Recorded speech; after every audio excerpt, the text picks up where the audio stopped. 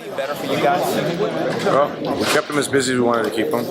He had all stoppage wins, four stoppages in 2013. I think he's clearly the fighter of the year. Couldn't get bigger names in the ring than what we got.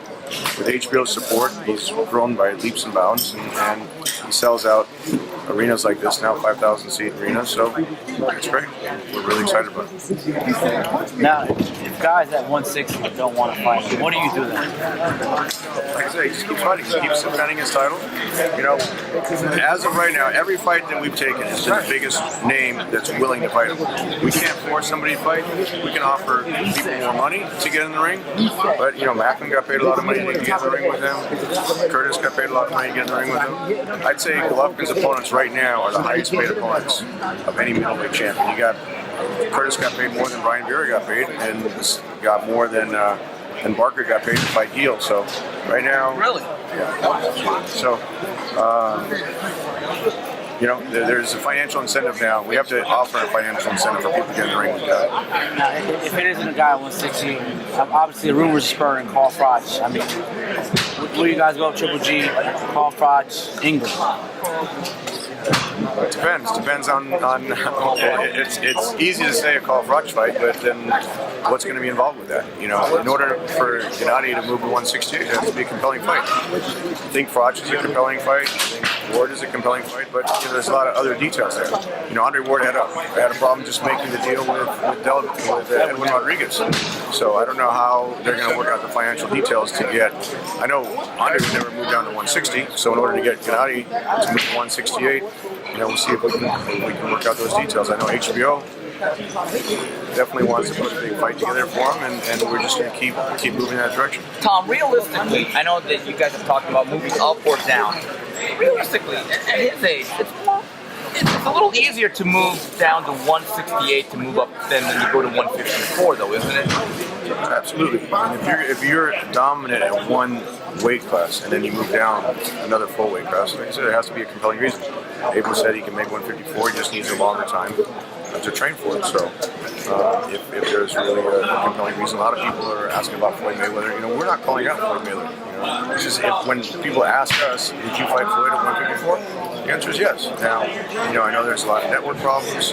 I know, weight, but if the question is posed to us, to Abel, to his managers, Max and Oleg Herman, the answer is yes. He would fight Floyd Mayweather at 154. But that doesn't mean he's calling out Floyd, but that doesn't mean he doesn't respect Floyd. He has a lot of respect for Floyd, but that's a name that's come up a lot over the last few weeks, and Abel thinks that Gennady's the only person that can beat Floyd right now. What's the most realistic of all the big fights that can be made? Not saying that it will be made, but being realistic, knowing the politics of business. What's the one fight you think is the most realistic? I think Sergio Martinez is a very proud champion. I think he wants to continue to prove that he's the best middleweight champion. If he fights somebody like Miguel Cotto, and if he wins, I think that's probably the most realistic fight out there. They said February in Monte Carlo is his next fight? February 1st, Monte Carlo. And now is that going to be an HBO fight or a pay-per-view fight like the last one from Monte Carlo? It won't be a pay-per-view fight.